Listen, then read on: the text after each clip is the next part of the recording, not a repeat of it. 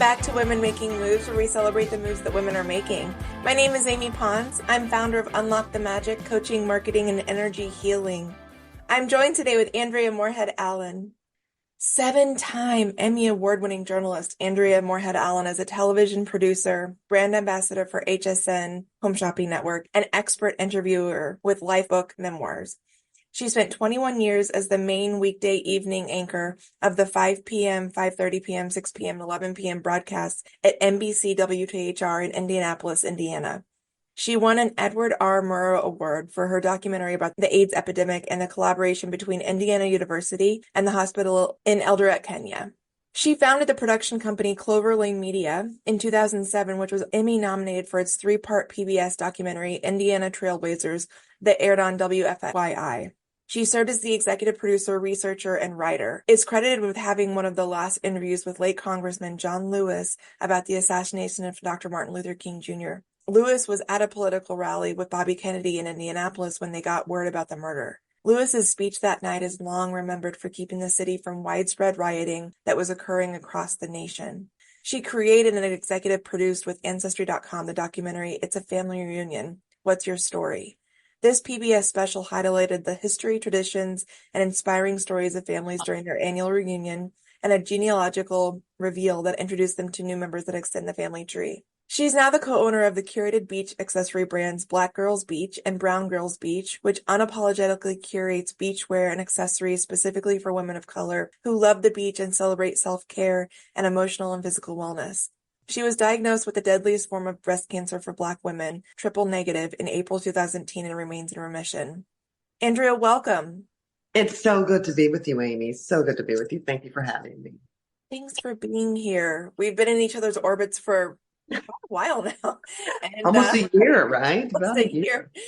And, a lot of times throughout our lives, we think back, like for me, in my corporate life, I was always like, what did I achieve? What did I accomplish? Mm-hmm. And it was more about my resume at the time. It used to be about titles and things like that. And when I hit 40, 2 years ago, it was like my world kind of blew up in a good way.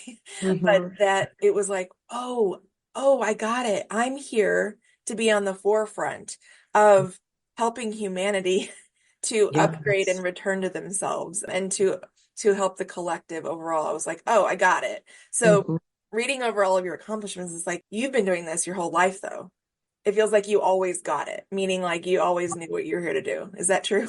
Oh, that's so absolutely true. I think it really starts from my, education in terms of being compassionate and kind to other people. My father has albinism. And so if you can imagine, he grew up in a time where it was very, very difficult. It still very much is for people who don't have any pigmentation. So I was always keenly aware of what that was like to have someone who looks different, quote unquote, has a disability. And so because of that, I was very protective of my dad, still am very much so even today. But it really gave me a true sense of understanding what it means to have compassion, to be kind, and to find value in everyone, regardless. And so because of that, I was raised in an environment where kindness counts. It always counts, period. I was always the girl that if I saw someone at the lunch table who didn't have a friend, I would go sit with them. I was the girl in high school who didn't run in any crowd. I was friends with everyone from all social stratospheres. Like for me, that's just what it's all about. It is about humanity. So the decision to get involved in journalism was really, I know it's changed quite a bit. I'm 55. So when I was in journalism, it was old school journalism. And it was always a gift and a ministry to be able to use that to tell stories that were inspiring, that were educational, and maybe even help people aspire to be better human beings. And as you get older, you begin to realize, okay, wait a minute, I'm not really doing that so much. That began to change. And I really understood what, in terms of television news, what that was all about. But as I got older, it was really important for me to make sure that my legacy was going to be one that it either educated or inspired people. So yeah, I got it very, very early on. So when I see people who are struggling, who are hurting, who are being treated poorly, I was always that girl who would stand up for them. That's just who I am. So it took me a while before I finally stood up for myself And that was not a hard lesson. It just took me a while to get there. And so, Amy, I look back on maybe the last 6 or 7 years of my employment there, and I realized that things weren't great. But what do you do? I mean, you were there. You try to navigate, you try to figure out maybe it's me. And the breast cancer really gave me the opportunity to sit down on my butt as I was going through chemotherapy treatments. And I just had to really have a come to Jesus moment with myself and with God too, just saying, when I make it out, because that was my attitude, when I win this, I don't want to keep living like this. I don't want to go back to that life that I had that was so rushed and hurried. And I was not being treated fairly in the workplace. And I thought, okay, so when I come back out, I'm going to try to navigate and change some things. And then I just realized that it was a no-win situation. So I look at my life and I realize that every step that I've made in my life prepared me for this moment. I couldn't agree with you more. I feel the same way. I think it's so beautiful that you were able to see that in others. And while it took a little bit longer for yourself, you still saw it. Like you were able to have that empathy from such a young age. For me, I grew up in a domestic violence home, psychological, physical, and emotional. And what was interesting about amidst all of that, I was still constantly being told, you go to college and you get a job, you get a paycheck. Like that's your only way to feel safe and secure in this life. So that's what I was like drilled into. It's like it's the money. Money's the only thing in life that keeps you safe. That's what I grew up on. And so, okay, I did the things like, I went to college and that opened my eyes a little bit. I was the person that was the witness or bystander to abuse throughout my entire life, whether it was happening to me personally or to others. And I never felt safe or was given a chance to speak on it necessarily. And so while it did make me really uncomfortable, I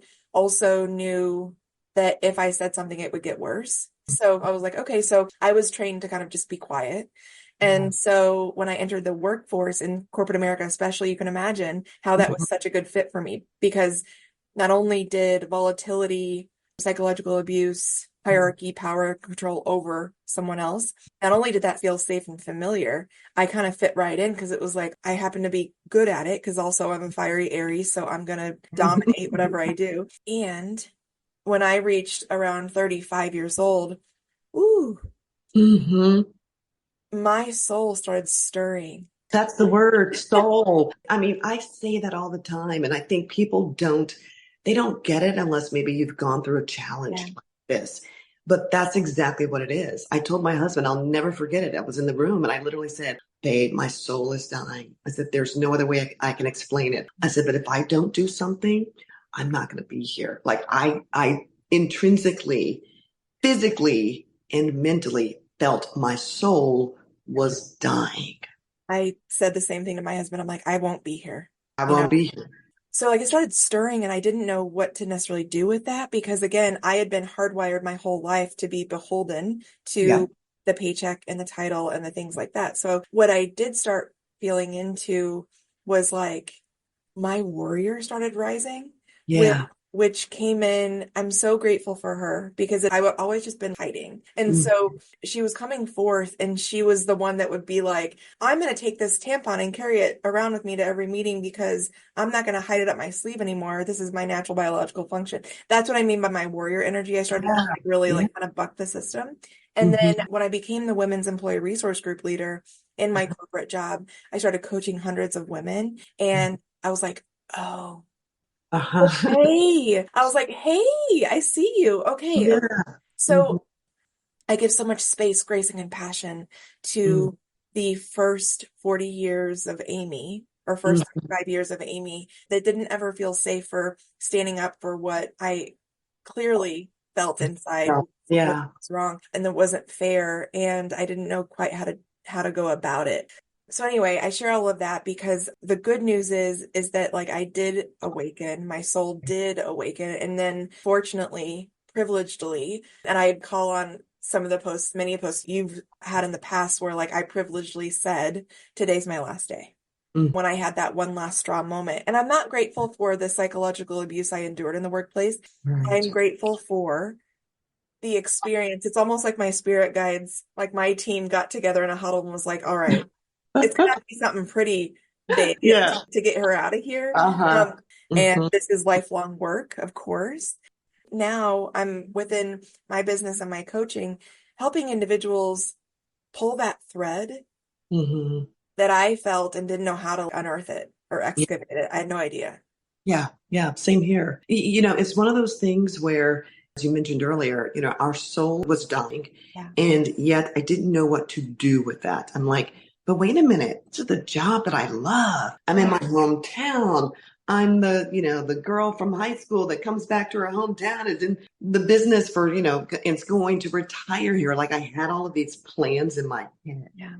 And I was so fighting the plan in my head and even in my heart versus, but what is your soul saying? What is your body telling you? Because you're not going to make it. And yeah, there were a couple of last straws.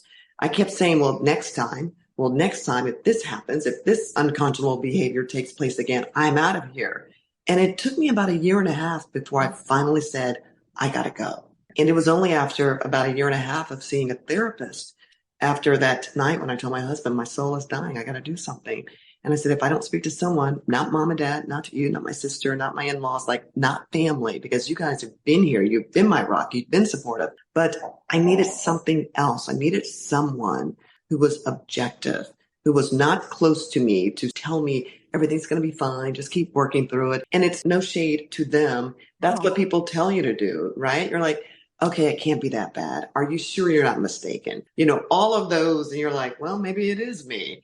And finally, after that night, I said, I've got to go see someone. So it took me about 3 different therapists. The third one is the one that finally got me. And I knew it immediately when I just said, I think I'm dying. I said, I see my body at the bottom of the mountain and one foot is on the edge. I feel like I'm about to jump off. And she asked me to explain some of the things that were happening in the workplace, and I shared it. And Amy, she literally said, she started crying. She grabbed a tissue. I'll never forget it. She was on my left-hand side. There was a tissue box on her left side. She grabs a napkin or tissue, and she begins to kind of cry. And I was already crying, but she's crying with me. And she just said, I'm so happy you're here. What you're telling me, you should be dead right now. You should be dead. And then we cried a little bit more. It wasn't profusely, but it was just the affirmation, that moment of affirmation. Literally, I began almost wailing because it was the first time that someone, not my family, who affirmed that what I was going through was real. And it was the very first time that she said, you are experiencing classic workplace abuse. And when she said it, it, like you, was a light bulb that just went off. So I didn't have the, predisposition based on my personal experience in my home or, in a domestic relationship or anything like that. I was just always trying to make it work. And when she gave it a title and defined it, when she used the word abuse, literally that light bulb went off and I'm like, that's exactly what this is. It's not with a partner. It's not with my husband. It's not with a family member. It's not a sexual assault, but this is abuse of my mind. And it literally made sense. And that's when I began just really working with her over the year to really get strong and to really equip myself with the right words, the right way to navigate in the workplace, to counter what was happening so that I wouldn't, for the most part, emotionally take me back 5 steps. And when she gave me the tools, I began to see it for what it was. And then near the end, it became not funny, but it was just kind of like, wow, you guys must really think I'm stupid. And there was one day I used the word harassment because that's exactly what was happening. And I, like you, had gotten to the point where I was so bold. I'm like, what are you going to do? Like, come on. You've done the worst to me. You keep doing it. So guess what? I'm going to call a thing, and I'm going to say it. And as soon as I said that word, that's when the harassment continued and it began to ratchet up. And by that point, I just was done. I quit on June 5th of 2020. It was not planned. I was doing a story on George Floyd. Had been speaking to some mothers and grandmothers from diverse groups about their feelings about what happened. Because if you remember, there was the video of George Floyd on the ground with the police officers, Derek Chauvin and the others on him. And he was screaming for his mother. So I'm talking to mothers about how did you feel? And in the course of my last show, which I didn't know was going to be my last one, it hit me that here I am doing a story about how people felt regarding that incident. And yet I felt like him. Thank God I didn't die, but I literally felt like my life was being choked out, that my breath was being taken away from me, that no one was hearing me, no matter who I cried out to, whether it was the general manager, the assistant director, the news director, whoever it was, no one was listening. And they just continued to put the pressure on. And I just felt in that moment, I thought, I'm being a hypocrite if I'm doing a story and yet I'm also experiencing this in the workplace. And as I'm on the phone with my producer at the end of the 6:30 newscast, it was a Friday, and she said, call me over the weekend, send me an email, let me know what you want to work on next week. And Amy, in that moment, literally when I say God spoke to me and said, you're done. You're done. My husband was downstairs in his office. Of course, this is during COVID. He had no idea. He knew that eventually I was going to, but the plan kind of was, save some money, have a nest egg, have a little golden parachute, something. And I just couldn't do it. I just couldn't do it. And literally God said, just walk out on faith and trust me. And in that moment, I walked downstairs and I told my husband, I said, I'm done. He goes, what do you mean? I said, I'm done. I said, I can't do it anymore. I'm done. So there were many last straws along the way. And the very last one was during COVID, we were all working from home. And I had given the news director, the assistant news director, two executive producers, and an assignment editor a story idea. And they wrote back and they were talking about me and forgot that they were talking amongst themselves and hit reply all. And I got it. And that's when I said, in my heart, I was done. I was done. So it took me a couple of more months, but in my heart, I knew I was going to leave. I just didn't know when. But on June 5th, it just felt right. Like that was the moment where I'm like, I'm that person who has not been listened to. No one's helping me. My voice is not heard. My screams are not heard. And if I don't leave, I'm going to die like George Floyd. There's so many things that you said that were so critical to your point about being able to give it a name. I also was seeing a therapist the whole time, like when my soul started stirring. And what my challenge is that I actually had never heard someone validate that what I experienced throughout my childhood was abuse. Like I thought that was normal, that that's the kind of thing that everybody had. And they're like, oh gosh, no, Amy, do you know that was abuse? That was like heartbreaking in and of itself. I was like, oh. And then, as you can imagine, like for a decade in the workplace, it started to show itself. I'm like, oh, wait, this is also abuse. I started getting very aware. And for the longest time, I would say like, oh, that's just them. That's just is what it is. This is what it's like in the workplace to be in a meeting and someone berate you and you cry. Like that's just normal. Right. So I thought that was, again, I thought it was just normal. And then I was like, wait, do I want that? Do I want that to keep happening? And I walked upstairs instead of downstairs. Like you, I had had a couple months. There was one of the last straws was my boss said, I will break you. And that was when I was like, oh, I got to get out of here. And to your point, my husband, we're like, okay, let's try to stay until the following February to get my bonus. I worked for it and let's get a couple things lined up here.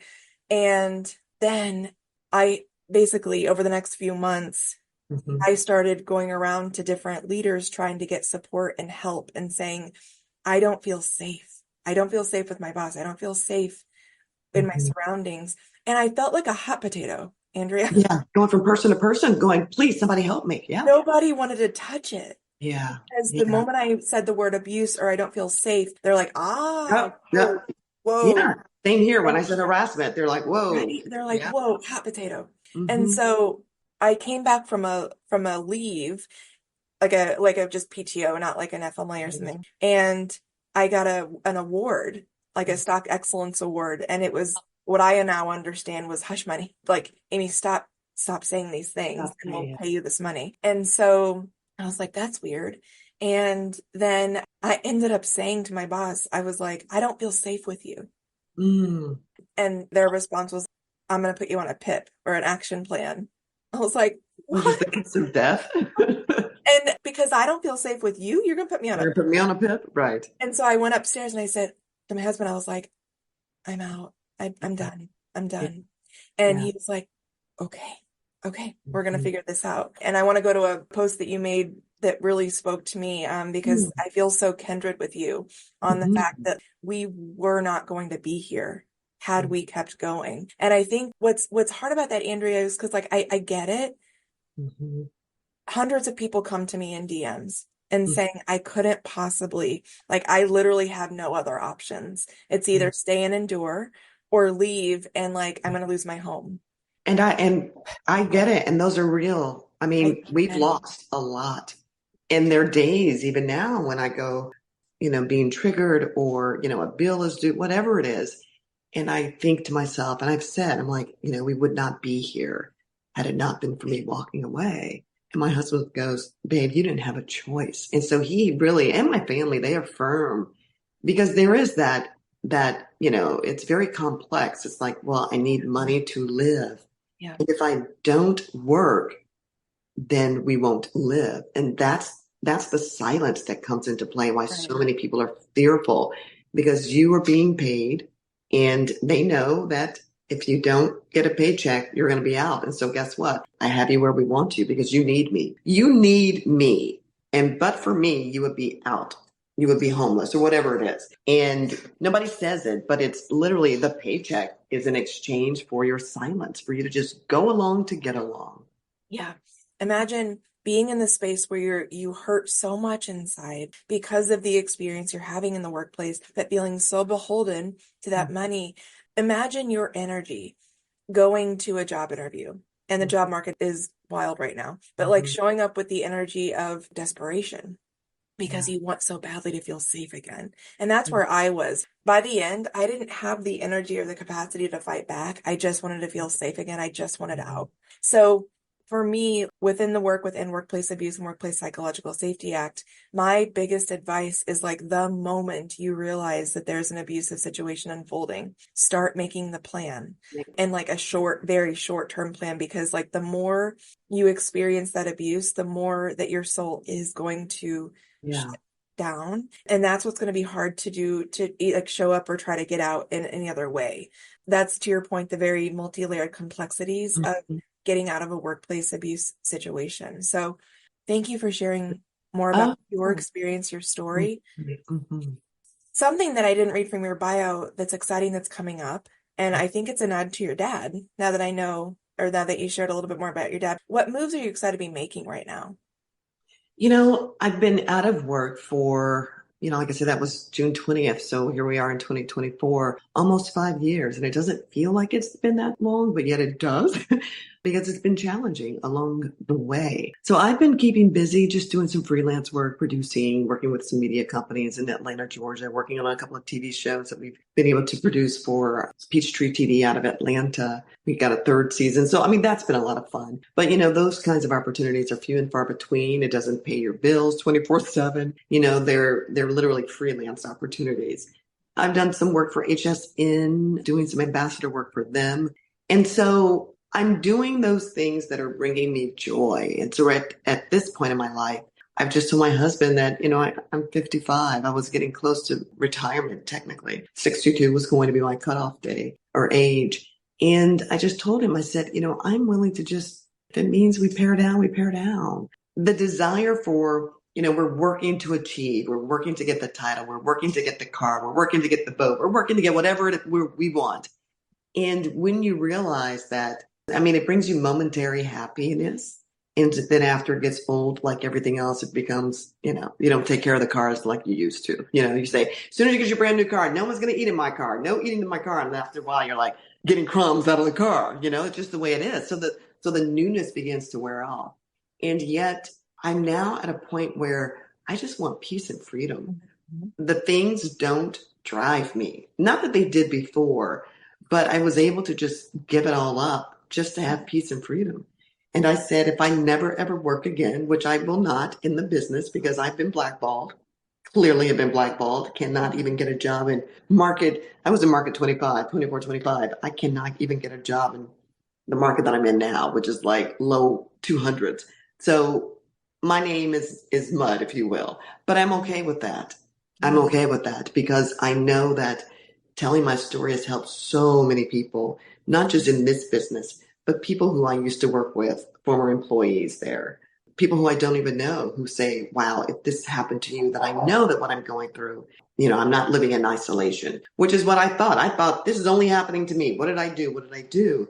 And again, when I finally understood that it was a real thing and to began to do some research, that's when it hit me. I'm like, I've got to use my life to continue to tell the story and to help people and to change. And I know that, when I look back on my journey and having interviewed John Lewis, and a girlfriend of mine gave me his memoir, and I was here on the beach reading it, and there was this moment that literally just drew me to tears. Like I just started crying because he said that there are moments in life, things that happen in your life that will draw you to what he calls the spirit of history. And he writes about this in reference to, why would you being him, be part of a movement where you were hurt, you were almost killed, you were in jail so many times, you were putting your life at risk. Why did you risk your life? And he said there are moments in life where there are certain people who are called to what he says is the spirit of history. You have to answer the call to the spirit of history. And everyone doesn't get that call. Only the strongest people get the call because they know, God knows, the universe knows that you're going to go through it. So I'm getting chills just saying that because that's what I know. I'm about to cry too. What I'm living through right now is I know that I was meant to help be part of change. And that's why I got into journalism, was to inspire people and to educate. And, people ask me all the time, like, what's the biggest story of your life? And I would never give the same answer because I always saw journalism as a ministry of service. So I never had an answer. I can tell you all the celebrities, 2 US presidents, the travel that I've done. I can tell you all of the accolades, even the awards, but none of it has ever really meant that much to me because here's the thing. You're thinking those awards are going to help you in moments where you're being maligned at work or there's retaliation. None of it helped me. It didn't matter. None of it helped me. And so there are moments when I'm like, well, what was all of that for? Why didn't I have the respect? None of it means anything. But I realized that at that moment that it was time for me to just answer the call to the spirit of history. And it was literally affirmation. Now, the book I was reading after I left, but it was just affirmation that that's what I'm supposed to do. I was chosen to help other people. And it's rewarding. It doesn't pay any money. I'm not getting paid. I'm not monetizing my podcast or my YouTube show. I'm just literally helping people because that's what I was born to do. I've always been a helper. And it's given me so much more satisfaction. So when people ask me now, what's the biggest story? I'm like, it's my story. My story is the biggest story of my life. And so everything that I've covered, every story that I've ever done, every moment along the way has led me to this time in my life. And it just feels such an honor, though, to meet people like you and other folks who have gone through this. Because again, it's affirmation, and 2, we're doing something about it. And I've always been that girl, like, okay, I can complain, but what are we going to do? What's the solution? What are we going to do about it? Because this is wrong and it has to change. And so I was just this one woman doing my little thing and sounding the alarm and telling my story on LinkedIn and everything else. And I just ran across EWA and I was like, what? I was just so shocked. I'm like, and again, more affirmation and just getting to know other people and realizing and hearing the stories from millions, or for me, hundreds of people now over the last 4 years, is mind-boggling that more hasn't been done. Yet I understand why. Because the cog in the wheel is money. When money is involved, unfortunately, the games are played. Yeah. Companies don't want to hold themselves accountable. But I always say we have the solution. It's not hard. It's called being intentional, making the decision to create an atmosphere and an environment that is psychologically safe. It really is that simple. It's moving the pendulum to the other side. So instead of the flying monkeys and the bullies running the show, you all are going to be running out. We're going to run you and push you out until you change. And I'm all about people learning about themselves, having some introspection, if you will, and saying, okay, maybe I need to change. That's what we want. I don't want everybody or anyone to lose their jobs, but I do want there to be change. So if you're not going to change on your own, we need to have guardrails, because without guardrails, we're going to continue to lose people like Dr. Candia-Bailey. We're going to continue to lose people like, you and me from the workplace, when we have so much to offer and to give, but we were snuffed out of our job and out of our dream, out of our goals, just because someone had the power to do that. Yeah. And I look at my son, 17 years old, and I'm like, I cannot let him walk into the workplace like this. I don't want him to inherit this. And so I'm doing everything in my power to make sure that doesn't happen, however long it takes. However long I have to tell a story, I'm going to tell it. Same. I share my story a lot on repeat on all of my social platforms, because every single time it grabs somebody new. Yeah. So, we could talk all day about this, but the workplace on average is still rooted in the systems from 100 years ago that are rooted in patriarchy, white supremacy, colonialism, capitalism. And until someone's willing to take the time and resources, money to actually dismantle those, not just in the workplace, but in society in general. And to your point, there almost needs to be something like drastic, like, hey, in order to keep your job, you've got to go to therapy. I don't know what that, something say like, this is unacceptable. And the good news is, I also see this there's this fever pitch and tipping point happening from an energetic perspective across humanity, where we have 5 big generations in the workplace, and Gen Z's coming in.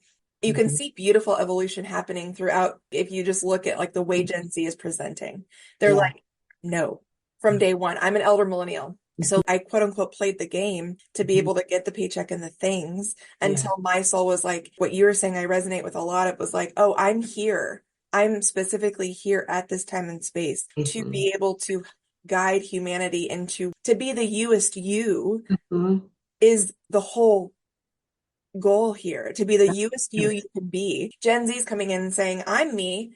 I don't accept this. And what we're going to see probably, if many of the folks in quote unquote in charge right now aren't willing to shift the way that they're doing things, we're going to see a massive fallout of business, economy, like the whole way we do society.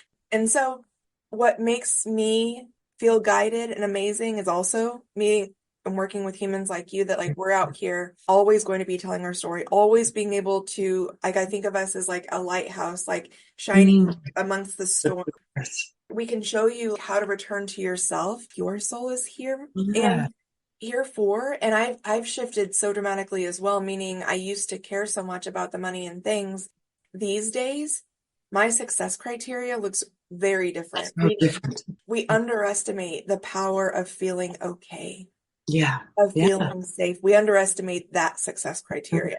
So just allowing what's true for you, giving that space to be like, what if you could do something differently? What if you could move differently? What would that look like if you put a pin in like the money and titles for a minute? So it's that allowance. And you said it beautifully. There was a post you recently made on LinkedIn, and it was a repost from WPSA, of course. And, there are 3 typical outcomes for bullied and mobbed employees. 1, they leave voluntarily from harm.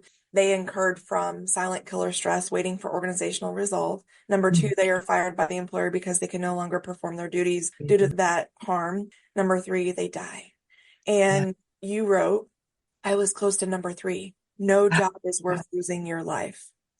That's so true. It is. That's the thing I want everyone to know the most. No job is worth your life.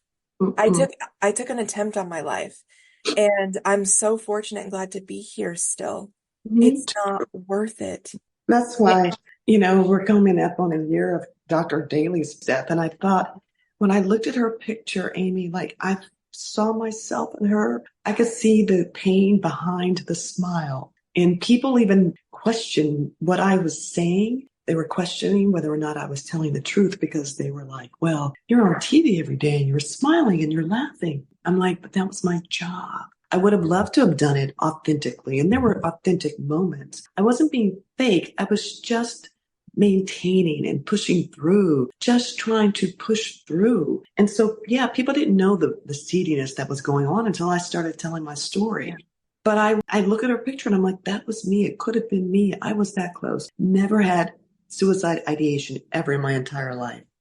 never understood what it meant, never understood how people would get there. Now, my level of understanding and compassion for that, I get it. And I don't think I was ever judging people, but I certainly don't judge people now. I certainly don't, because I know what that feels like to cry out and no one is helping you when they can, and they're choosing to leave you by the wayside. And I talk about this a lot. It is the most painful experience of my life. Breast cancer was easy, believe it or not, and it was painful. But this was by far the most horrifying experience of my life for my soul, for my humanity to not be valued. It was my soul that was breaking. And I know people who are listening may not, if they've never gone through it, don't quite get it. And I don't want anyone to get it. I don't. That's the whole reason why I'm telling my story. I don't want you to get to the point where you are dying. I had to go back to Indianapolis this past Friday night, and I was speaking to a large group of healthcare providers in the breast cancer industry for a hospital there. And their focus was on women supporting women. And it was, hoops for women, that whole theme of basketball because of Caitlin Clark. And she's, our little hometown hero there for the Indiana Fever. I just spoke about the whole notion of what a team really is. And we say that so loosely in the workplace, like, oh, this is my work family. And I don't say that anymore. I don't. And I want people to stop saying that, because a family and a team, there are major requirements for that. And I think we use those phrases and terms very loosely, but we're not really intentional about making sure that we really are a team, that we really do support one another, that we really do have each other's backs. And so I'm just really, really clear about the language now that I use. I don't use words that are absolutes. Don't do that anymore. I just want to make sure that in everything that I do, that it's authentic, that it's real. And if it doesn't feel good, I'm certainly in a better position now to say, I can tell that this is not going to be a good scenario for me, and to walk away without reservation. Right. Ruminate over it. And I don't know, should I? No, it just doesn't feel good.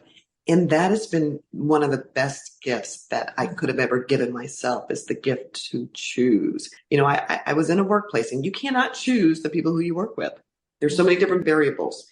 And so, you do your best to respect everyone and to do your job. And I'd worked in great places, which is why I knew that my experience was not the good experience, was not right, that something was wrong. But I just want people to know that, yeah, like you said earlier, and I've said, no job is worth it. No job is worth it. And, my grandmother passed away this past April, and she grew up as a sharecropper in the deep south of Louisiana. And one of the things that hit me, no one ever talked about the fact that she grew up the way she did, or that she didn't have very much money, that she was, pregnant with my mom at 16. They got married. She was 96 years old. So times were very different back then. My mother was the oldest of 10. No one talked about her struggles and the strife and the fact that she never really had a lot of money or anything like that. It was always just about who she was as a person and how she made people feel, and the stories and the memories of how grandma would pick up the phone and give a great word to someone who needed some encouragement. And it just hit me. I said, this is the reason why we're here on earth. It's not about the money. It's fine if we have it, but it's not about that. It really isn't. And so that experience that I had, although I would never want to go through it again, and I don't wish it on anyone else, I've been given so many gifts because of it. Right. So I'm truly living out a life that I always wanted to live, that I thought I was living. I really did. And this gave me the opportunity to really sit down and think about, okay, how do I really want to live? So we made some hard decisions about, okay, we're gonna move. Finally live in a state that I love, which is Florida, which is the beach. And so we're here.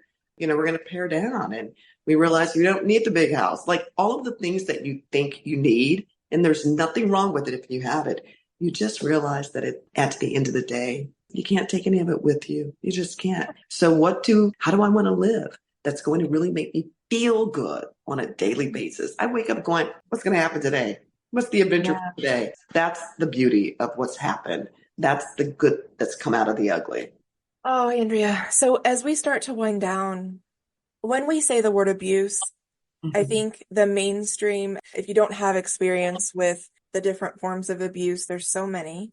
mhm. But the mainstream, I feel, the abuse people know about is like physical. So when we say the word abuse, someone in the workplace might have no idea what they might be experiencing because they're like, I don't get abused. I'm not hit or I'm not touched. People don't put hands on me. Right. What would you say to someone who might have absolutely no idea Mhm. that they might be experiencing psychological abuse? Because like you and I, like we didn't have a word, we didn't know what to call it. We didn't know it was something that was outside the norm. We didn't know. What would you Yeah. say to them?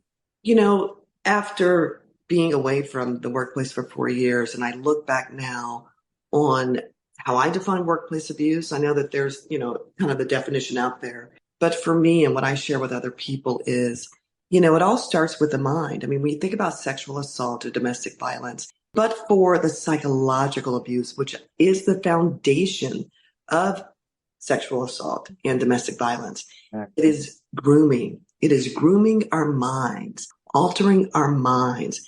And when people realize, those people in power realize that they have altered your mind, the chemistry in your mind, your ability to choose, your ability to, know right from wrong, but you feel as if you're beholden. That is what it is. And so the workplace is set up that way too, is that the paycheck that we get every 2 weeks or whatever that pay period is for you is a contract that says, in exchange for this money, I get to treat you any kind of way. And so over a period of time, the culture changes. People come in and out, and you begin to just accept it because we are told that's just the way this person is. They're just nasty and mean, or they woke up on the wrong side of the bed. And we make excuses because we're all afraid of speaking the truth. Because if we speak the truth will affect my pocketbook. And so that's what I would say is to ask someone to really sit down, to really investigate, internalize, do your own personal investigation and assessment of the workplace. Are you being yelled at? Are things being thrown at you? Are you not getting promotions that not only you deserve, but you're not getting the financial reward that comes with it? Are they withholding information from you so that you can't do your job? Are they setting you up for failure? Are they lying to you? Are they manipulating you, gaslighting you? I experienced all of that, all of it in the course of, it really started 15 years prior. But again, you're just navigating. I'm just kind of going through it. I'm like, whatever. But it really got worse when new people began to come in. And I remember telling my husband, when this new news director finally was named the news director, I'm like, it's not going to be good for me because I knew him. I knew his personality. And I also understood the personality of the people in charge, that they were the kinds of people who were not going to speak up and do the right thing because they were afraid. So if you have all of these people who are afraid and protecting one another, that's a sign. That's a sign that you're probably in an abusive relationship. And a lot of us just don't want to admit it to ourselves. But if you really think about it, you realize, yeah, I am. And the longer you stay and the longer you put up with it, the more they're going to continue to abuse you. And it will get worse to the point where you may find yourself unable to walk away. And I just don't want that to happen to anyone. A Right. job is not worth it. Your body already knows Your body's telling. whether whether or not you feel safe in that workplace. Your body already knows. So trust that. Do a Mhm. gut check on the way into the office or when you're logging in the morning. Or do you have a headache at the end of the day? Like, is there something in your body that hurts? Yeah. Yeah. That's your invitation to drop inward and see what's happening. Mhm. I totally believe to this day that my breast cancer was caused by the stress of the workplace. I did a number of interviews with other people, Amy, and they experienced hair loss, weight gain, weight loss, headaches, the pit in their stomach, sitting in the parking lot before they go in. All of those moments, your body is telling you that you're in danger. You're in danger. Exactly And right. when you recognize that our brain and our body, I mean, it's all connected. And I just don't think that there's enough information or we don't talk enough about the connection between our brains and our heart and our bodies. And your body is telling you, if you're talking about it incessantly, you're crying about it, there's a problem. My husband said one time, he said to me, he said, you have never come home and said that you've had a good day at work. Mm. He goes, as long as we've been together, every day it's drama. He goes, aren't you tired? I go, I am. But again, what do you do?